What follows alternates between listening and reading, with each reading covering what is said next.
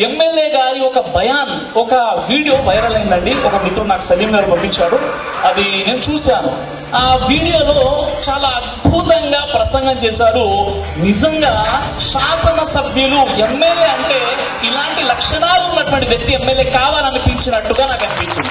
ఎందుకంటే ఆ స్పీచ్ లో ఏం చెప్పారంటే, నేను అన్ని మతాలను సమాన దృష్టితో చూస్తాను, అన్ని మత ఆచారాలను గౌరవిస్తాను, ఎవరైనా నా నియోజకవర్గంలో ఇతర మతాలను దూషిస్తే వారి తాట కూడా తీస్తాను అని ఎమ్మెల్యే గారు ఒక వీడియో వైరల్ అయిందండి.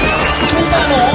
ఒకసారి పేరు చేంజ్ అయిపోయింది. నేను రావాలా వద్దా? మా ఎమ్మెల్యే అనుకుంటాం, ప్రతి సంవత్సరం వెళ్తున్నాను, మా మహిపాల్ రెడ్డి గారు నాతో మాట్లాడతారు, అక్కడ నేను అందరికీ పరిచయమే కదా. కానీ ఇంత మంచి ఆలోచన ఉన్నటువంటి ఈ ఎమ్మెల్యే గారిని కలవాలి అనే ఆలోచనతో ఇక్కడ రావడం జరిగింది.